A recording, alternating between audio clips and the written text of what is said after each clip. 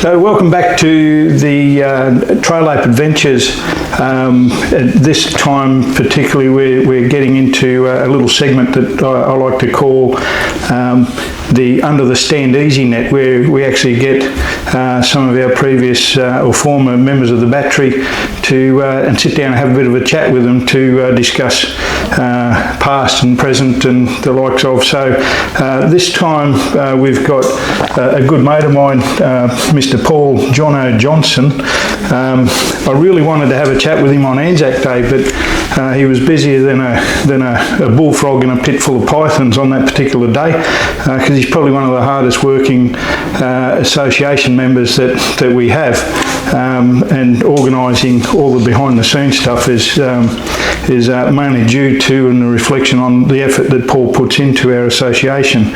So thank you very much for joining us today, Paul. It's been an absolute privilege to have you in the Stand Easy Net today.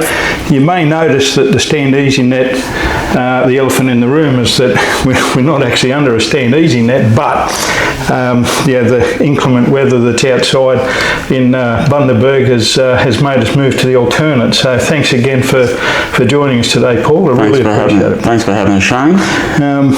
Now, Paul, you've come down from the races in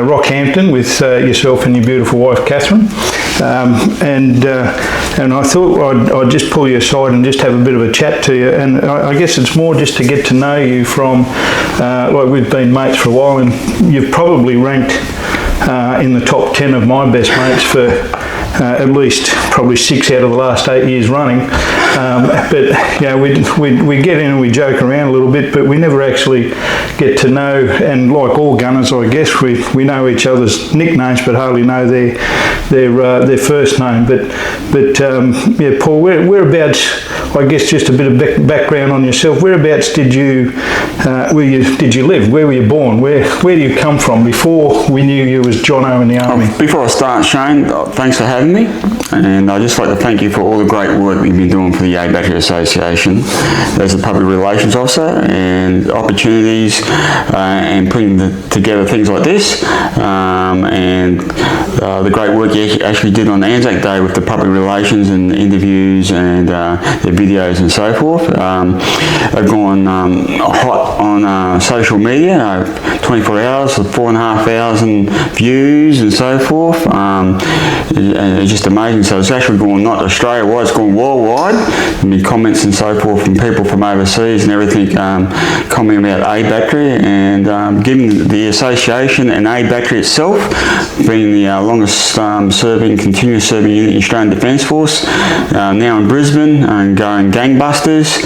And no, just appreciate all the work you do, Shane. All good. But back to the question. Yes. I actually was born in Nambour, on the Sunshine Coast. Don't hold that against me. Nambour, it's just as good as living in Gympie, I suppose, where most of my family are located. But I was brought up at Croy before I joined the army. I spent all my teenage years in Croy, just outside Noosa, in the hinterland there. Yeah, lived around there, went to high school at Noosa District High School, where all the best drugs were, and it's another reason why I joined the Australian Defence Force, to get away from the drug scene. That's another story. Well, apart from doing drugs, what were you doing before the army? Like, did you join at 17 or 18? Or? It's all a bit of a blur, something like that. 17, left school in 85, joined the army in 87.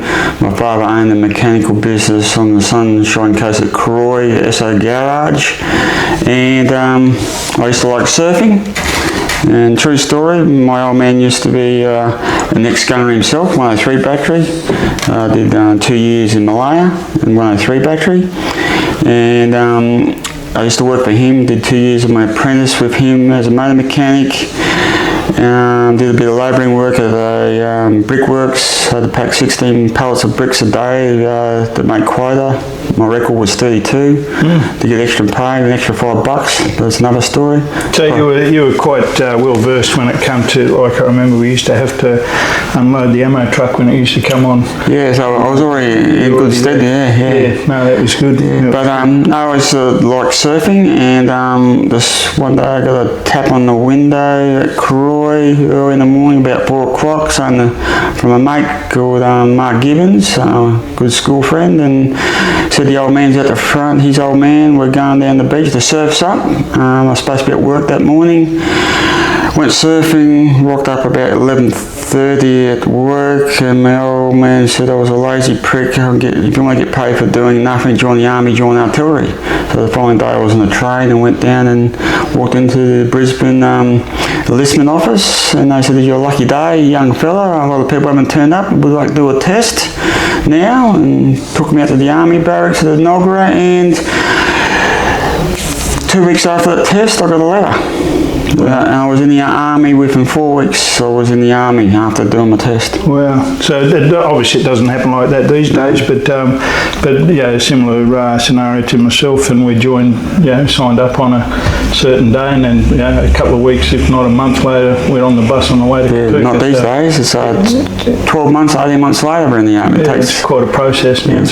So would you say that having your dad in the army, plus he was actually in artillery, would you say that was what influenced you to join the Royal Regiment of Australian Artillery? Or?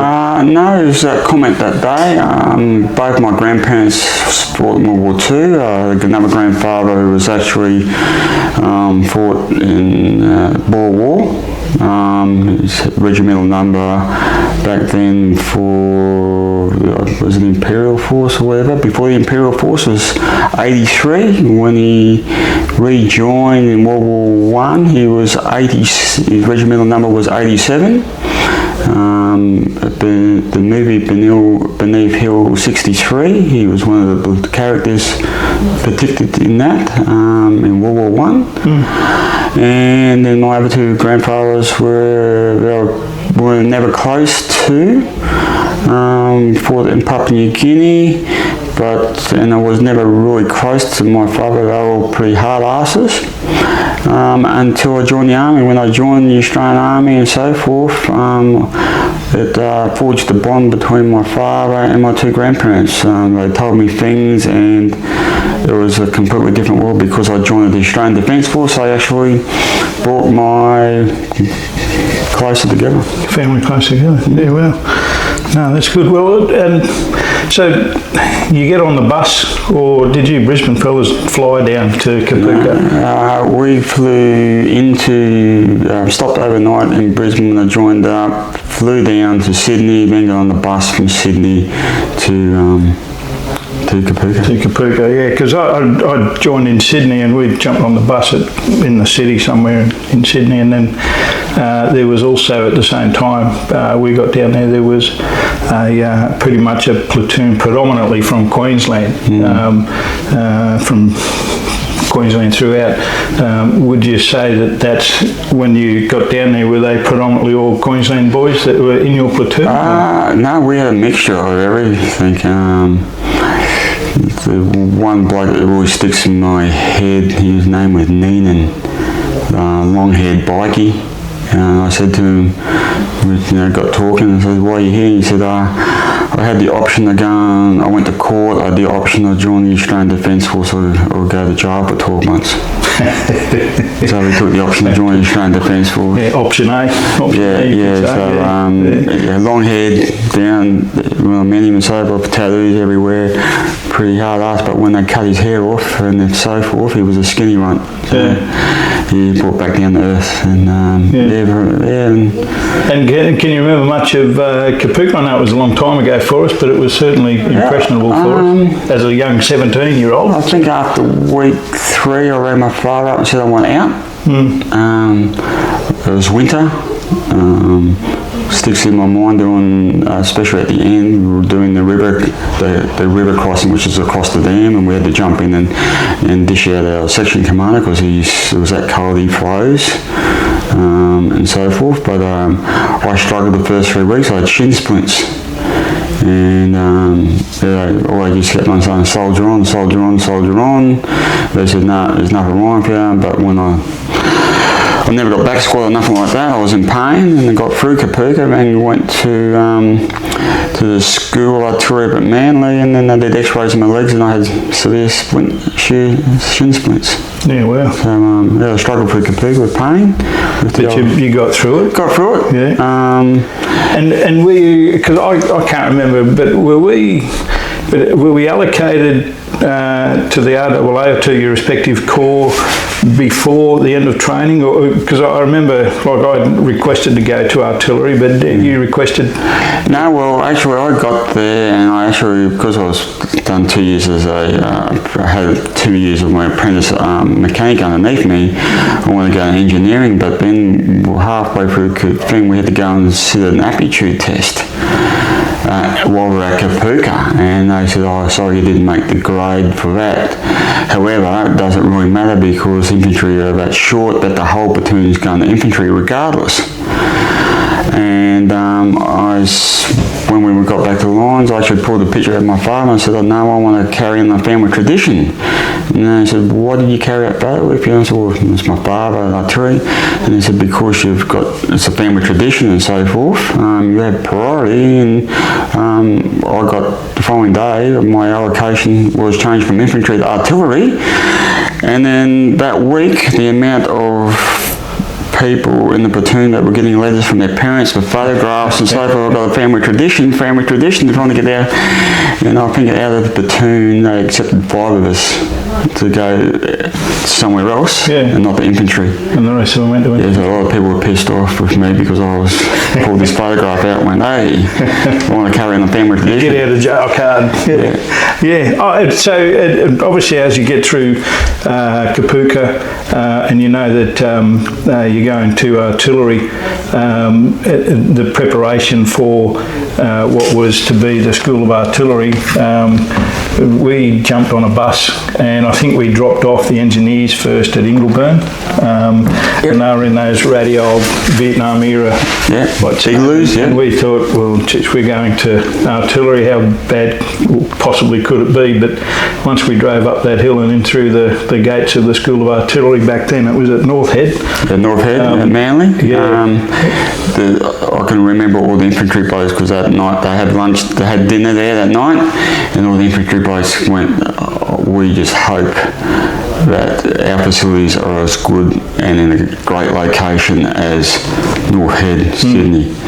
And when I was quite with a couple of those blokes later in my career, and they all still talk about their experience getting off the bus, having dinner, getting back on the bus and going to Singleton. You're getting out at Sparrow Park in the morning. Could not believe how lucky the artillery bloke was going to North Head. Yeah, well, I know when we first got off the bus and we were marching around with, arms up, breast pocket heights, and somebody yelled at us, stop doing that, and they knocked us off that first night, and we sort of went, well, where do we go? What do we do? And the instructors or the staff at the time said, we don't care, just be back here on parade. So and you walked down that hill into Manly, Corso, and the Manly Hotel was still there at the time. Yes, the hell breaks loose. I just love sitting in the goldfish bowl at the corner of the Stein there, watching the young ladies go past on us. It was certainly a magical place, and I know later on in your career you managed to get back there as an instructor and do some time there at the School of Artillery, which I know I've spoken to a lot of people over the years that have spent time not only just in courses, which we all did at that time, but also spent time as a posting there and absolutely loved it. But we'll cover that ground in a moment. But from the School of Artillery, you're a gun number, and what can you remember the gun course that you did? What was it? 3 or 4 or 5 of? I think it was. Okay, I think it might have been 4 or 3 or 4. I can't remember. Yeah, I can't remember. It's 3 or 4. I can't remember. Yeah. Same course as the famous Gunner Bond. Gunner Bond. Gunner Bond. Remember Gunner Bond? Yeah, the name rings a bell. I can't remember that. But no, well, I was on with blokes like Dave Mattini and Craig Clifford and those sort of guys. Yeah. That was our course. It was a big course as well. But some of them went on to serve a lot of time in the regiment.